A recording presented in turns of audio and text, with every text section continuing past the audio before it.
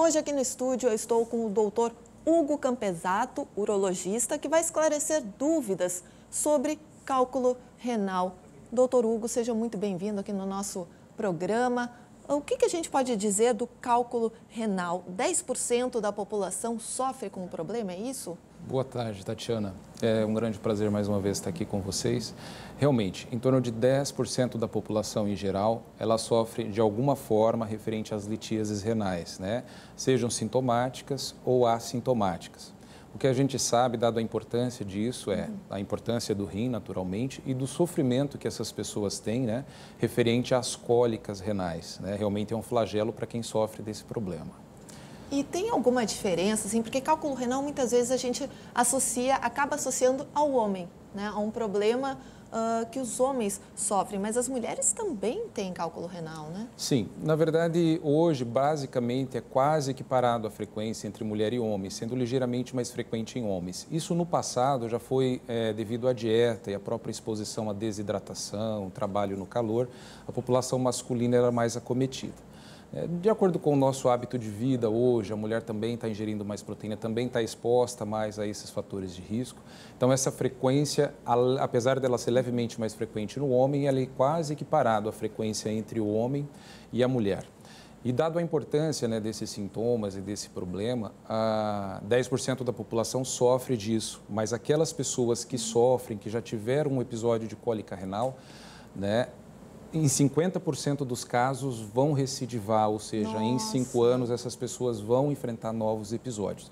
Daí a importância da prevenção, do tratamento adequado. E o que a gente pode falar, então, sobre prevenção? Como prevenir o problema e como detectar também, né? Quais são os sintomas? Geralmente causam um desconforto, é isso? Com certeza. O que acontece? A formação do cálculo renal, existem inúmeros mecanismos, né? Teorias.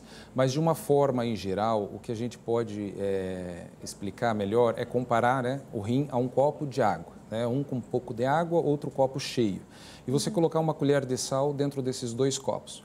O copo com água cheio de água, ele representa a pessoa bem hidratada, digamos que toma bastante líquido, que não está exposta à desidratação. E o copo com pouca água, as pessoas que estão expostas a esse fator. Esse sal, ele vai diluir dentro desse copo com água cheia, representando a pessoa que vai urinar e está com o rim sempre limpo.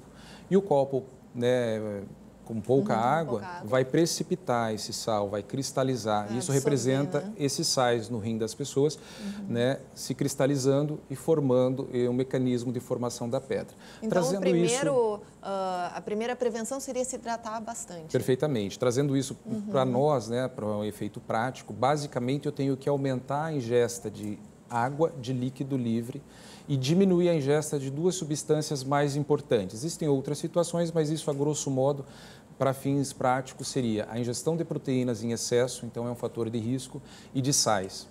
Quando eu digo sais, não é só o salzinho, o cloreto de sódio da comida, né, que a gente coloca para salgar, mas nós nos referimos ao sódio em geral que vem nos embutidos, como salsichas, produtos salames, industrializados, produtos né, embutidos, também. Exatamente, os processados, né, suco de caixinha, refrigerante.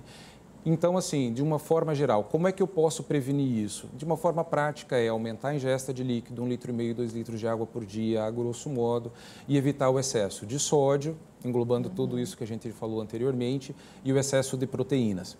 Ah, mas a carne vermelha, eu me refiro à proteína como um todo, né? Então, pode ser a carne vermelha, a própria carne branca, bem como ovos, e essas pessoas que fazem esses suplementos de proteína, né, que a gente utiliza em academias. Então, não que não se deva ingerir, mas as pessoas que estão propensas, elas devem ingerir em uma quantidade menor e, de preferência, sempre orientada por um nutricionista, né? Principalmente no caso das suplementações, para que não venha a ter falta, mas também não venha a ter excesso.